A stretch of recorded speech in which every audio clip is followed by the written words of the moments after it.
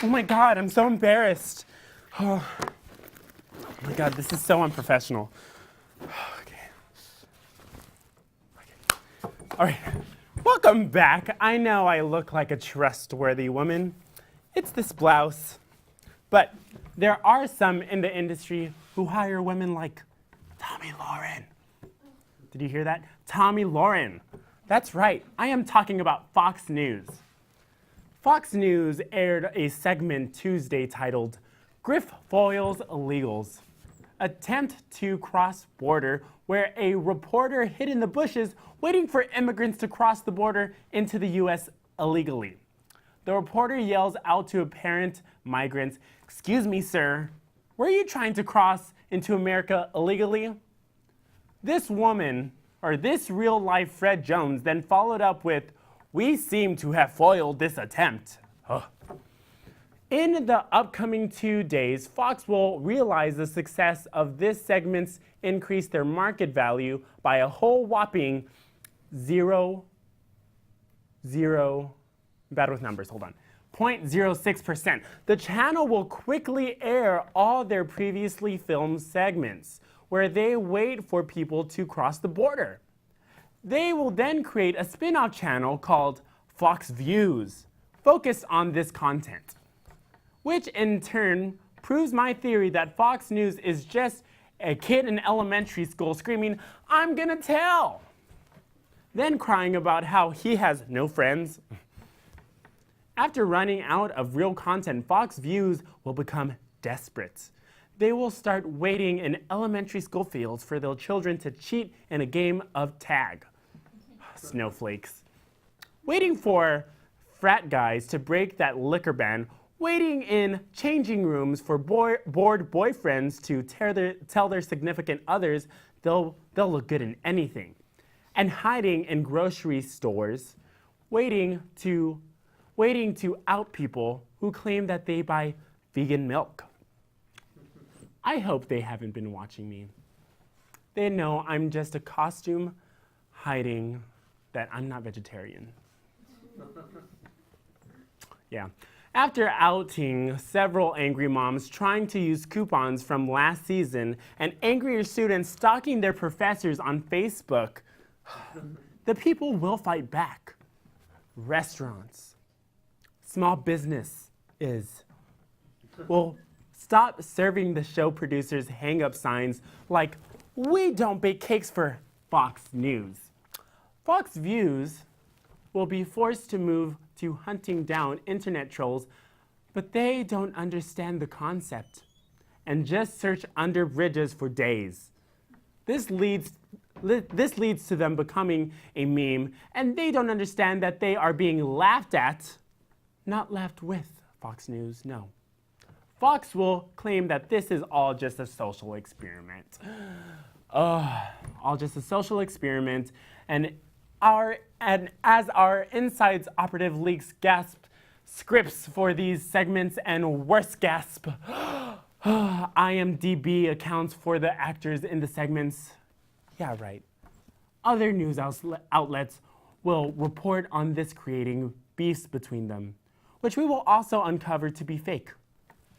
To top it all off, Donald Trump will post that no news outlet is posting news, but only entertainment. And he was a social experiment Fox created in 1998, referred to as Project Tannen, because he's tan. As midterms approach, a recent gerrymandering move in North Carolina could swing the vote towards the state Republicans. I am also constantly questioning some of the changes. With the current gerrymandering initiative, the power is expected to shift towards Republicans, but local street gangs have also experimented confusion against the backdrop of an unfamiliar political landscape. Here to comment is Bloods member Jason Bowman. Woo, hey, what's up? Gang signs, bro. Hey. Thanks so much for being on the show. Yeah, North Carolina, it's a real, it's a crazy total political upheaval, you know. It's pretty Get closer to me. pretty wild out there. You know, the state, it's really unpredictable with this political climate. You know, the gerrymandering plan with the Republicans to control more of the populace is a blatant misuse of bracking. Bracking? You mean cracking? Bracking. Cracking. Bracking. Bro, we're saying the same word. I'm telling you, man. You're talking about cracking, the gerrymandering strategy where you redraw the district line to isolate one part of the political party from its base. Yeah, Right? bro. These partisan collectives use bracking to separate us from our homies.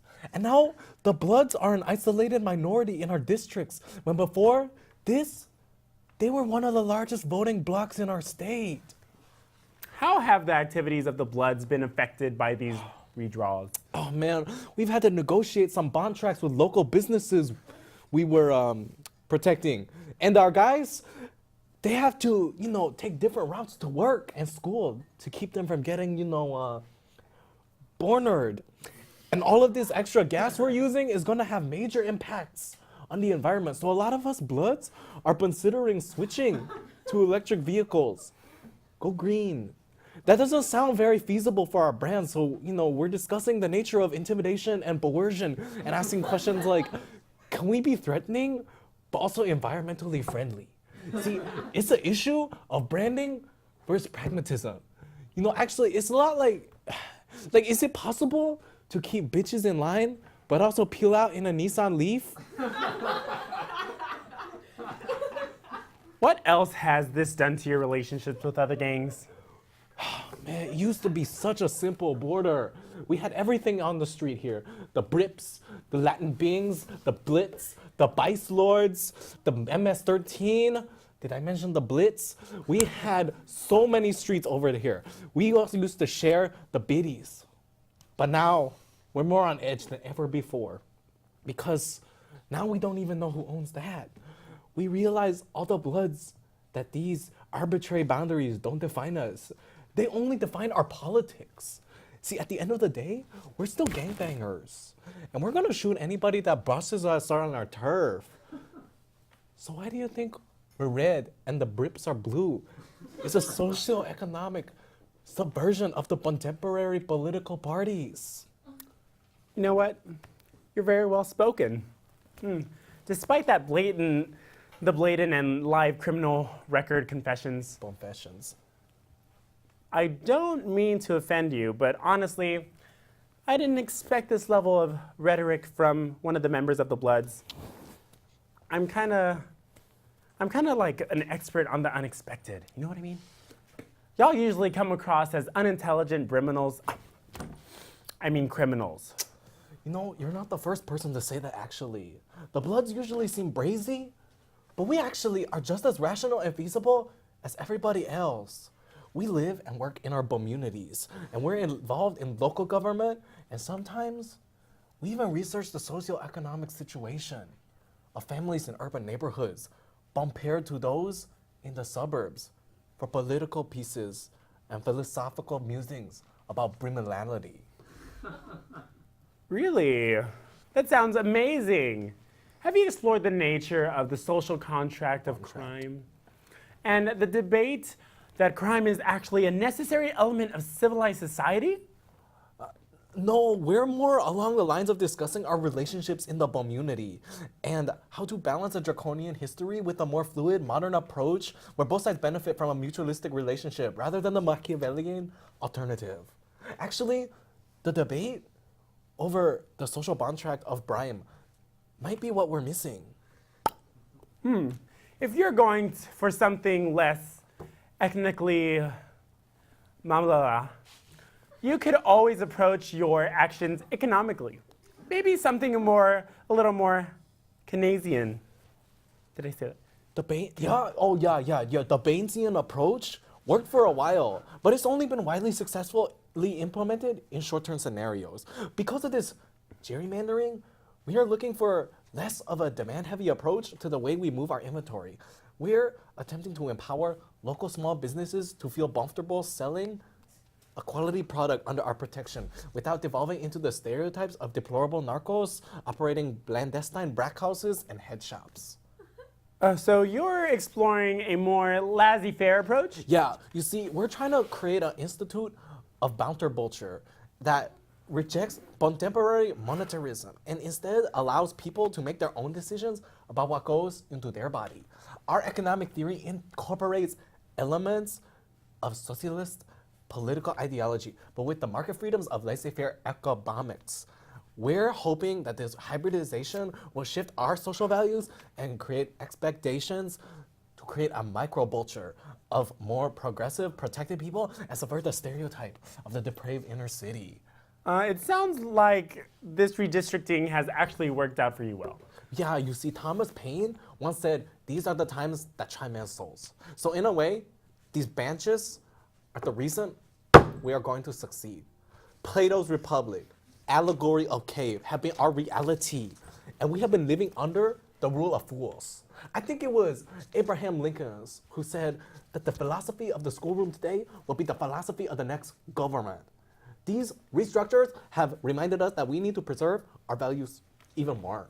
With all this rigorous academic debate, why do you think you're hated so much in the community? The community? Okay, probably because we sell drugs to children like Brack, Bobane, Bristol, PBP, weed. You know, that's usually what the police tell us right before we get our rice read. Although we are working to get a few more local blood members into office to facilitate some real reform and promote a blazier image.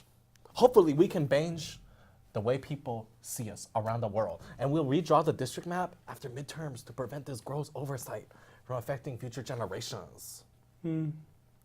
It was a pleasure having you on, Jason. Or should I say, Blason. And we can't wait to see what happens with your local office, Bambanes. Yeah, gang signs. Woo! That was interesting. Trump, as we all know, has attacked so many of groups in America within the past 2 years as president. Yeah, 2 years. What the hell? His latest victim is, drumroll please, the transgender community. The Trump administration has plans to redefine gender as the sex you were born in. Oh, that's cute. Therefore, erasing trans people from existence under any court of law in the United States. It's pretty ridiculous for the Trump administration to separate gender into this binary, seeing as most of everything else in the world doesn't exist that way. For example, there's like 500 different genres of movie and books, from horror to comedy to drama. There's also millions of different animals. The Trump administration recognizes these issues and will choose to do the most logical thing. Just make everything into a binary. There will only be two races, white and, you guessed it, not white. All working people will be either referred to as doctors, non-doctors. Once this trickles down into class identification, the existence of high and middle and low class won't exist anymore, and will simply be Trump and not Trump. Cat people and dog people will have to wear special badges to distinguish themselves from one another. Having only two options for things will really make life a whole lot easier for Americans, don't you think? Are you on a diet? Great. All those fancy soda machines with too many options are ridiculous. Now, it'll just say soda and not soda. Congrats. Get your soda on your cheat days, people. Even UT will jump on this Trump trend and go down to only two majors, Plan 2 and no plan. Keep in mind, this would not make one group better than the other. Under our current societal norms, there are so many controversies between ethnic groups, genders, and socioeconomic statuses. With Trump's simplification of such things into two groups, which he's chosen to refer to as separate but equal. Laws which, by the way, did such a good job in the past, nothing could possibly go wrong. Well, I'm sure you have enjoyed this chaos, this madness, this who did what now show of Next Week Now. Before I go, I just read my horoscope. It told me to share a very important prediction. It predicted that you, Rebecca, will be turning in next week to Next Week Now, honey. Well, I'll be defrosting my turkey for Thanksgiving because God knows that sucker takes ages to thaw. See you soon.